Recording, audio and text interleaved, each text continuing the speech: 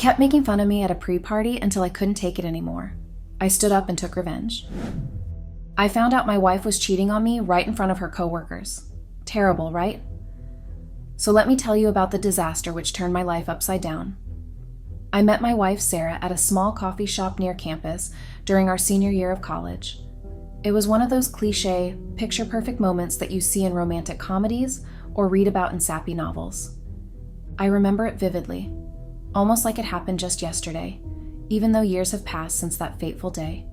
The air was crisp with the scent of brewing coffee, a light drizzle tapping rhythmically against the window panes, and the quiet hum of students huddled over laptops or lost in their books filled the space.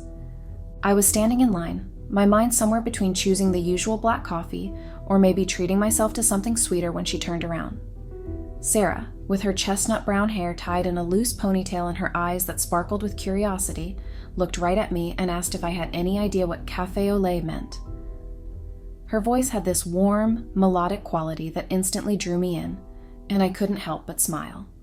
Without really thinking, I cracked some lame joke about it being just another fancy way to charge more for coffee, and to my surprise, she laughed. That laugh, it wasn't just a polite chuckle, it was genuine, light, and infectious. It hooked me right then and there, like I had stumbled upon something rare and beautiful. Before I knew it, we were sitting at a tiny table by the window, a spot that quickly became our spot. The rain outside created a cozy atmosphere as we talked and talked and talked. Conversation flowed easily between us, like we'd known each other for years, not mere minutes. I learned that she was studying to become a teacher, that she loved dogs but was allergic to cats, and that she had a particular soft spot for cheesy 80s music. Every little detail about her fascinated me, and I couldn't get enough. She was everything I thought I wanted in a partner: smart, funny, ambitious, and with a smile that could light up a room. It didn't take long for us to start dating. After that first meeting, we were practically inseparable. We spent hours together, exploring the city, trying out new restaurants, and just enjoying each other's company. Everything about our relationship felt so easy, so natural, like it was meant to be. There was never any awkwardness, no hesitation, just an effortless connection that grew stronger with each passing day. We graduated together, a milestone that felt less daunting because we had each other. The future, which had once seemed uncertain and full of questions, now felt like an open road with endless possibilities, as long as we were together. We moved to the same city for work, both eager to start our careers and build a life together, and everything just fell into place, almost as if the universe had decided we were meant to be. But, if I'm being completely honest with myself, there were red flags from the start. Little things that I should have noticed but didn't, or perhaps I did notice them, but I brushed them aside, too caught up in the idea of us to pay them much mind. Sarah was always the life of the party, the center of attention, and she loved it. She thrived on it, actually. I used to admire how confident she was, how she could walk into a room and instantly be the most interesting person there. She had this magnetic energy that drew people to her, made them want to be around her. It was something I lacked, and maybe that was part of the attraction. Over time, though, that confidence started to feel more like arrogance, and the attention she got started to bother me in ways I couldn't quite articulate. I started to notice how she seemed to need that attention, how she would go out of her way to ensure all eyes were on her. And it wasn't just with strangers or at parties, it was with everyone, all the time. I told myself that this was just who she was, that I loved her for her vibrant personality and her ability to light up a room. But deep down, I couldn't shake the feeling that there was something off, something that didn't sit right with me. I think the first time I really noticed something was off was about a year into our marriage. We'd been married for almost 3 years now, but back then, everything still felt new, like we were just settling into this whole husband and wife thing. Our first year of marriage had been full of adjustments, as I suppose it is for most people. You go from being two individuals with your own lives, routines, and habits to being a single unit. It's a beautiful thing, but it's also challenging, and it requires compromise, patience, and understanding. Sarah had this group of friends from work, a lively bunch of women who were young, single, and always down for a good time. They were all nice enough, I guess, but I never really fit in with them. They were loud, always joking around, and I was more of the quiet type, content to hang back and observe. It wasn't that I didn't like them, it was just that I couldn't quite relate to them. They were in a different phase of life, still enjoying the freedom and spontaneity that came with being single, while I was navigating the responsibilities and realities of marriage. Anyway, one night, Sarah convinced me to go to a pre-party with her and her work friends before heading to some big event downtown.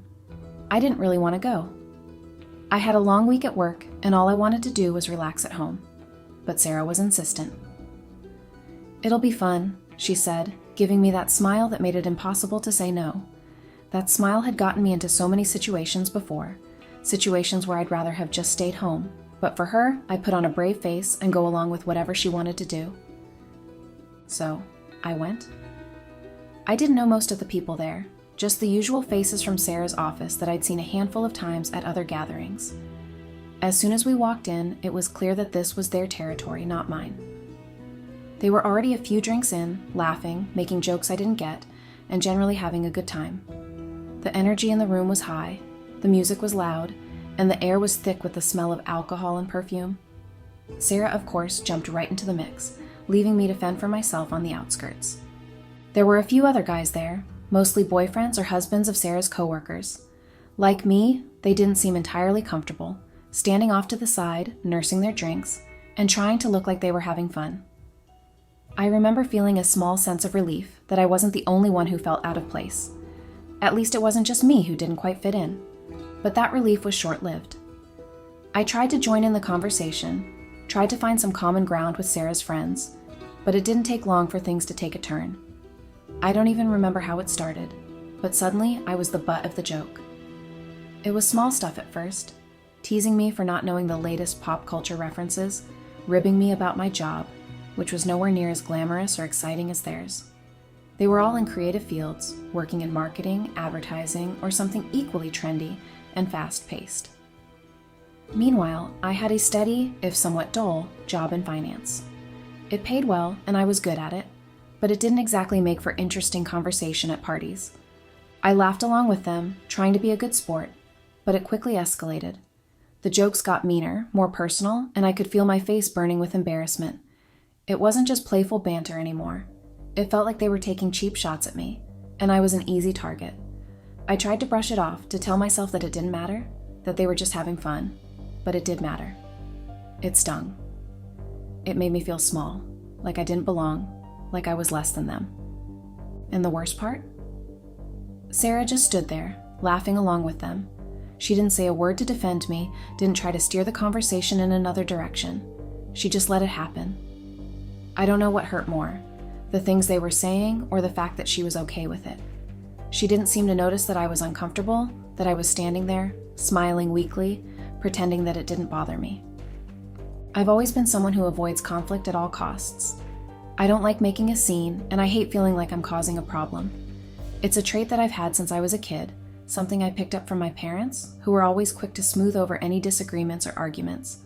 So I just stood there, smiling weakly, pretending that it didn't bother me. But inside, something was building, a pressure that I didn't know how to release.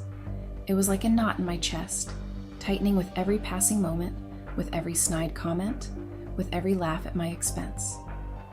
After what felt like an eternity, I finally made an excuse to leave the room.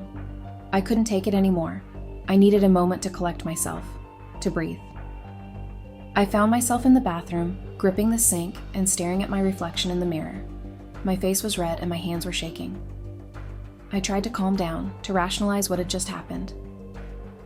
They're just joking, I told myself. It's all in good fun. Don't take it personally.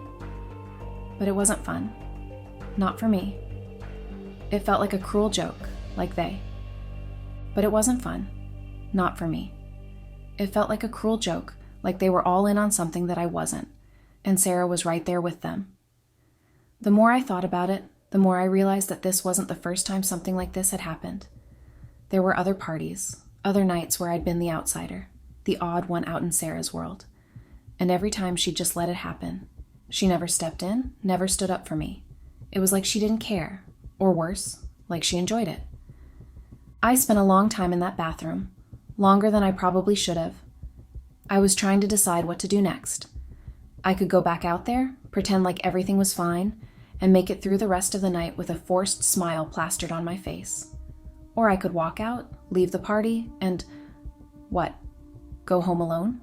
Start a fight with Sarah in the middle of her friends? None of those options felt right. The thought of confronting her about it, especially in front of everyone, felt daunting. I've never been good at expressing my feelings in the moment, especially when I'm upset. My default reaction is to shut down, to avoid the conflict altogether. When I finally came out, the party was in full swing, and nobody seemed to notice that I'd been gone. Sarah was laughing with one of her friends, completely oblivious to how I was feeling. I don't know what I was expecting, maybe for her to come over and ask if I was okay, or at least to notice that something was wrong. But she didn't. She was too caught up in her own world, in her own fun, to care. I stood there for a moment, just watching her. She looked so happy, so carefree, like she didn't have a worry in the world. And maybe she didn't. Maybe that was the problem. Maybe I was the only one who was bothered by all of this. My solution to handle all that was having one beer after the other. I was waiting for my beer at the bar when a guy walked over to talk to me. I couldn't remember his name, but he was there with one of Sarah's friends. "Hey dude, I have something to tell you." I stared at him with the question, "Who are you?" leaving my eyes. "Sorry, I'm John. My girlfriend is that blonde over there, Catherine. I heard them talking about you and it was all just very rude." "Tell me about it. That's why I'm here. I'm not drunk enough for this." "What do you have to tell me?" I asked, uninterested. "Well, I'm here just for some sort of man ethic code. But please, pretend you didn't hear this from me, or else Catherine kills me. These women make even worse comments about you. They seem to think you are Sarah's dumb and oblivious husband. They always say you're kind of like her bitch. That's all because Sarah cheats on you, Catherine told me a long time ago, but I hadn't actually met you." I felt outside of our reality when he said that. I felt angry, terrible, and many other things at the same time. I couldn't exactly name my emotions at the moment since I didn't know the entire story. John went on with what he knew. At their company, there's this supervisor. He is famous for hitting on everyone. All the women there seem to know Sarah sleeps with him. It has been going on casually for a while. If I was in your position, I would like to know. I know it's a horrible thing to just drop on someone, but I have no reason to lie and decided that if I can stop a guy from being played by his wife, I will. He was nervous while talking, and I just stared at him with a blank expression. "How do you know all this?" I asked, to which he answered. "Every day when Catherine comes home from work, she tells me about what goes on in her friend's life. She makes me swear not to tell anyone. That's why I asked you not to say it was me who outed Sarah's affair to you." "Do you know the supervisor's name?" "I have one last question." "It's Jones. I guess that's his last name? That's all I know." John told me. I thanked him and walked over to our table with my beer in hands, but only after taking a huge sip of it. "Attention, everyone," I said loudly for everyone at our table to hear. Sarah looked at me confused, but I kept on talking. "You have all been talking shit about me all night. I guess for valid reasons, because I do feel like a stupid dumb bitch. It doesn't surprise me that you think the same. Turns out my whore of a wife has been sleeping with your supervisor, Jones, for a few months even. Crazy, right, babe? How you can just fool me and even tell all of your friends about sleeping with the guy who probably hits on anything that moves. Now I see how much you're worth. Nothing. If you ever lose your job, you can't even make it on the corners. You wouldn't make much money." Sarah's face went pale as the words left my mouth. The laughter and chatter around the table came to a sudden halt, replaced by an uncomfortable, heavy silence. All eyes were on her, and for the first time that night, I saw a crack in her perfect composure. Her confident demeanor, the one that had always drawn people to her, seemed to crumble before my eyes. "What the hell are you talking about?" she finally stammered, her voice shaking as she tried to regain control, but I wasn't going to let her off that easily. "You heard me," I said, my voice cold and steady. The adrenaline pumping through my veins made me feel oddly calm, almost detached from the situation. "Jones, your supervisor. You've been sleeping with him. Don't bother denying it." Sarah's eyes darted around the table, searching for some kind of support, but her friends were either looking down at their drinks or avoiding her gaze altogether. No one was going to bail her out of this one. I watched her flounder, searching for something to say, something that would make this go away, but there was nothing. She knew it, and I knew it. The truth was out, and there was no taking it back. "I think it's time I left," I said, standing up and grabbing my coat from the back of the chair. "You can have fun with your friends tonight, Sarah. After all, it seems they're the only ones who actually know you." I didn't wait for a response. I just turned and walked out, leaving Sarah and her group behind. As I stepped out into the cool night air, the reality of what had just happened began to sink in. My marriage was over. There was no going back from this. I had been humiliated, betrayed, and there was no fixing that. I took a deep breath, trying to steady myself. The anger and hurt that had been bubbling under the surface for so long had finally erupted, and now there was nothing left but a hollow, empty feeling in its place. I wasn't sure what to do next, but I knew one thing for certain. I couldn't stay with Sarah. Not after this. When I woke up the next day, it felt like I was hit with the worst hangover ever. My head throbbed and my mouth was dry, but it wasn't just the alcohol from the night before. It was the emotional wreckage that had left me drained. I didn't care where Sarah had spent the night. She definitely hadn't come home because I had the place to myself. A small mercy considering everything that had gone down, but that peace didn't last long. It was barely 8 a.m. when I heard a knock at the door. I knew who it was before I even opened it. Part of me wanted to ignore it, to let her stand out there, but I knew she wouldn't go away. She never did. When I finally opened the door, there she was, Sarah, looking like a shadow of her usual self. Her hair was tangled, her makeup smudged, and her eyes red and swollen from what I could only assume was a night spent crying. She looked at me, her expression a mixture of desperation and regret. "I'm sorry," she blurted out before I could say anything, her voice cracking. She stepped forward like she was going to hug me, but I backed away, keeping the door between us. "Sorry?" I echoed, my voice cold. "You think sorry is going to fix this?" She flinched at my tone, but I wasn't in the mood to soften the blow. The anger that had been simmering since the night before came rushing back, and I wasn't about to hold it in.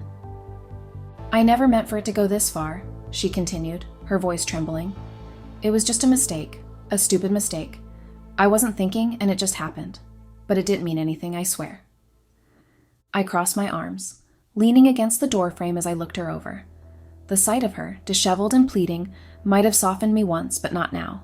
Not after everything that had come to light. "It didn't mean anything?" I repeated, my voice dripping with sarcasm. "Is that supposed to make me feel better?" "You slept with someone else, Sarah.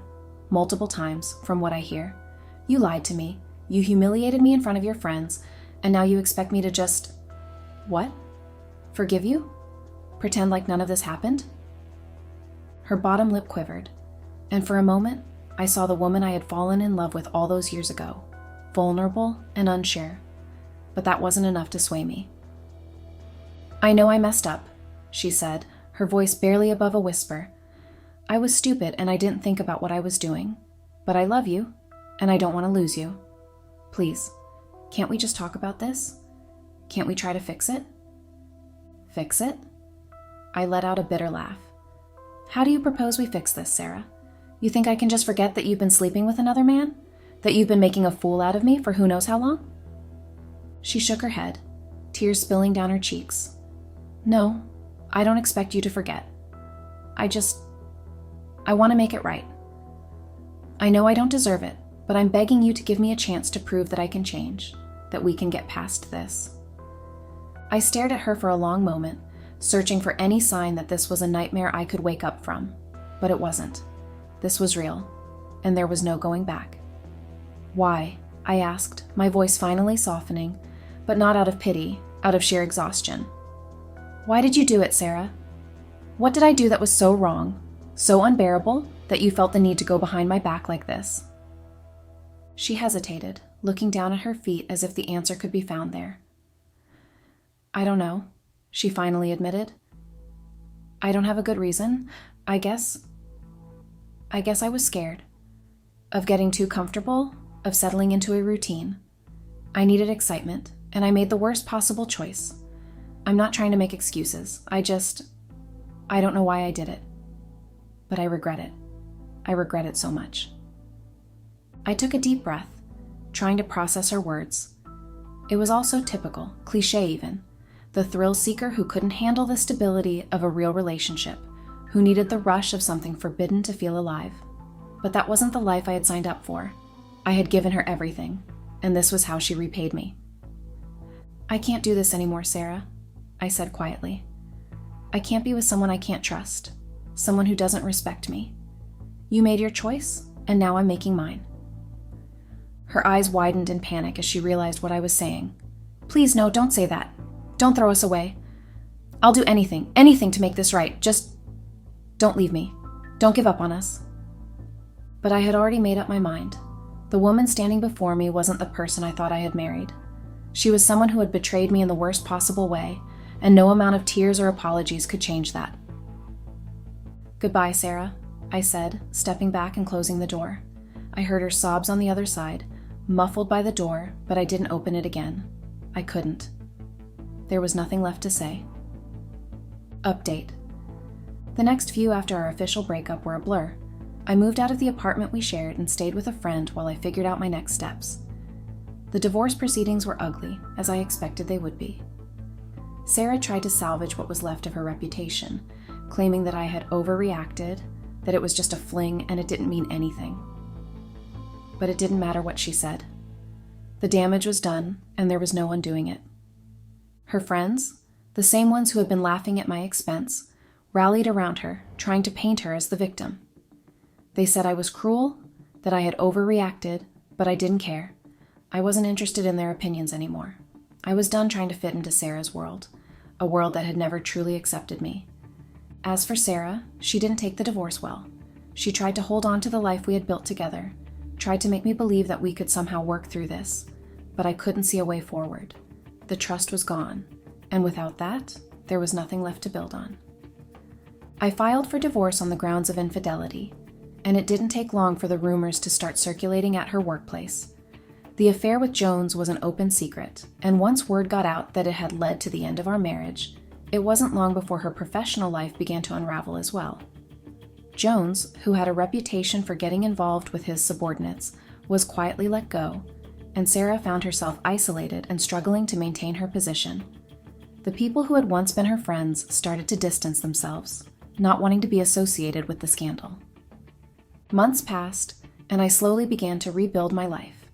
The anger and hurt started to fade, replaced by a quiet acceptance. I focused on my work, threw myself into new hobbies, and reconnected with old friends. The life I had envisioned with Sarah was gone, but I realized that maybe that wasn't such a bad thing.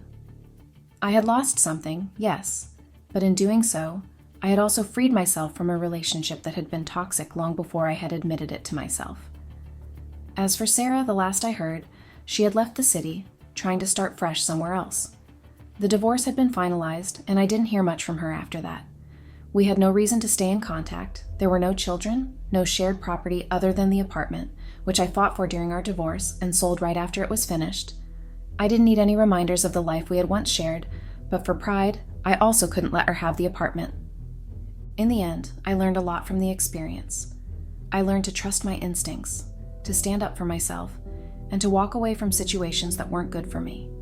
It wasn't the ending I had expected when we first met in that coffee shop all those years ago, but it was the ending that I needed. And for that, I was grateful.